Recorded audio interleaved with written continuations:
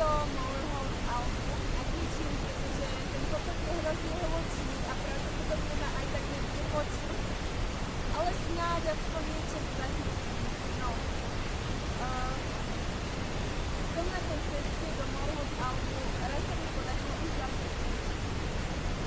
Takže dúfam, že som na správnej ceste teraz a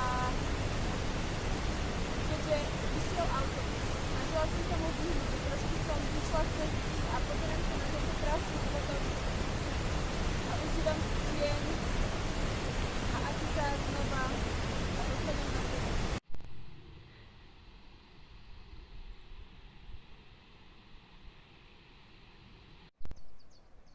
Dúfam, že som našla to miesto. Ak to nie je to, tak ma porazí, ale akože stojí to za to. Celá táto dolina je fakt nádherná. Fakt dúfam, že to je to miesto. A pomaly by som mala ísť po 4, keď nie viac hodinách kráčania do kopca, z kopca a tak ďalej. Mala by som sa vrátiť a stihnúť autobus, pretože smerom hore to fakt nedám. Pred chvíľou som vstala a dnešný deň bolo totálne fiasko. Pretože som poprvé nepochopila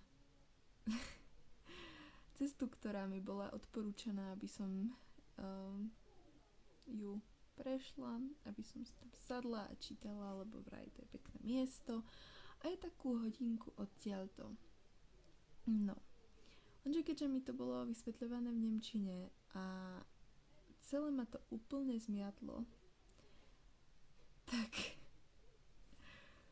som išla úplne zlou cestou. To som samozrejme netušila, kým som nedošla naspäť. Našťastie som vôbec došla. Môj šéf s jeho manželkou sa snažili prísť na to vôbec, kde som bola. Keďže keď som to opisovala niečo úplne iné, ako mi oni radili. Hovorili, že to bude hodinka, moja cesta trvala, ja neviem, mám pocit, že aj nejaké 4 hodinky to trvalo celé. Pretože potom som ešte chvíľku čakala na autobus, medzi tým som sedela a nevedela, kam mám ísť. A hľadala tú cestu. No, takže som zišla dole s cestou autobusu. Lenže tam som sa dostala do toho Moorhouse Almu, to je nejaká reštaurácia. Lenže tá manželka môjho šéfa mi povedala, že to nie je tá cesta, ktorou sa ide dole do Schladmingu. Takže ma to celé úplne zmiatlo. Zapamätala som si jedinú vec, že mám ísť doprava. Tak som našla nejakú náhodnú odbočku doprava, ktorá síce bola zatarasená, ale už som bola zúfalá a chcela som nájsť to miesto, tak som sa tam vybrala. Cesta hore bola celkom náročná, strmá. Ako aspoň, že sa mi naskytol pekný výhľad, lebo keby ani to, tak by som bola fakt nasraná, že som sa trepala po nejakých náhodných uličkách lesných, po ktorých chodili akurát tak kamióny a nikto tam nebol. 14:20 išiel autobus našťastie a akurát som to stihla proste celé presne a zobral ma šofér autobusu, vodič autobusu, keďže predtým som ho nazvala jak idiot. Negramotný idiot autobusár, takže som sa dostala za nejakých 10 minút hore. Ak by som mala kráčať hore, aby som zdochla, aby som fakt tam niekde odpadla a by som tam ležala. Keď som sa vrátila, tak fakt mali asi 15, keď nie viac, 15 minútovú diskusiu, kedy sa snažili prísť na to, že kde som ja vlastne bola. To bola záhada Bermudského trojuholníka a zároveň tá cesta bola nejaké nastupište 9 3/4 alebo čo. Ale bolo to vtipné, nasmiala som sa. Tak na budúce možno nájdem tú správnu cestu.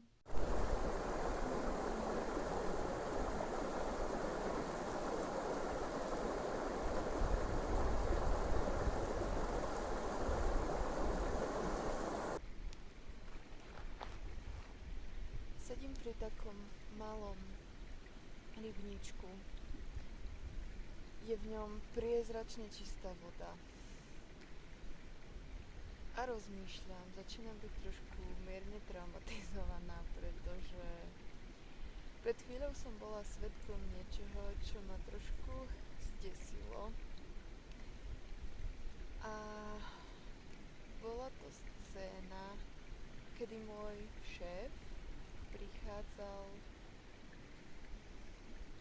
s uloveným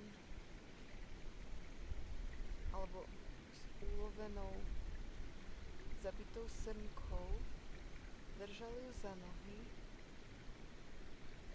a tie nohy mala odrezané, asi aby bola ľahšia, bol ľahší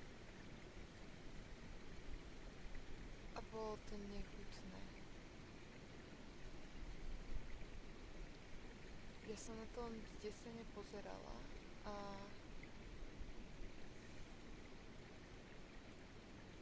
nebol to dobrý pohľad. A pýtam sa, kto sme my, aby sme zabíjali živé tvory?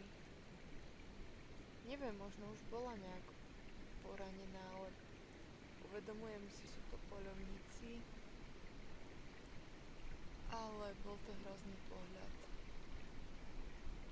A pritom som chcela povedať oveľa krajší príbeh. A pritom tí ľudia majú radi zvieratá, ja tomu nerozumiem. Ja úplne nie som zvierací fanúšik a úplne neviem ako s nimi, ako na nich. Ale som z toho hrozne smutná.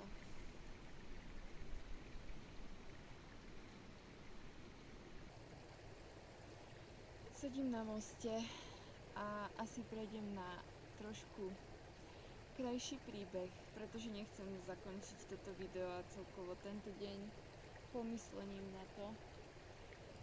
Včera som prechádzala okolo toho rybníčka, kde som sedela pred chvíľou a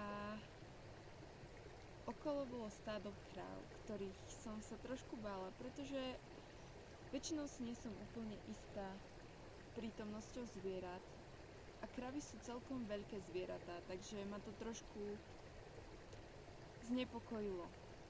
Ale tie veľké kravy, dospelé kravy sa vzdialili a zostali akurát dve maličké teliatka, ktoré ma tak pozorovali spočiatku a potom sa ku mne približovali. A úplne som nevedela, čo mám robiť. Ale bolo to fakt milé. Tak som len tak stála. Priblížili sa úplne ku mne a jedno ma olízalo. Ako, priznám sa, mala som v gatiach nasraté. Je to teliatko, je to mláďa, asi by mi nič nespravilo, ale bala som sa toho aj pohľadkať, aby ma to náhodou neukusilo, alebo aby som ho nejak nevystrašila. Ale bolo to také rozkošné a milé, že ma to úplne potešilo. A týmto by som asi zakončila dnešný deň. Bol celkom fyzicky náročný, zajtra budem pracovať a snad to zvládnem, pretože už cítim, že mám svalovku na nohách z toho chodenia. A vrátim sa, lebo keď tu sedím už v takom pološere, polotme, je to trochu aj desivý pocit. Som v podstate obklopená prírodou, ktorá je tak nie mohutná, ale taká... No cítim sa úplne maličká. A je to na jednej strane strašne oslobodzujúci pocit, pretože si uvedomujem, že akoby moje problémy nie sú také hrozné, alebo nie sú také podstatné a pritom sú pre mňa najpodstatnejšie.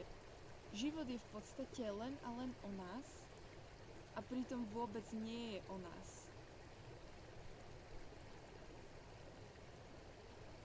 Takže tak.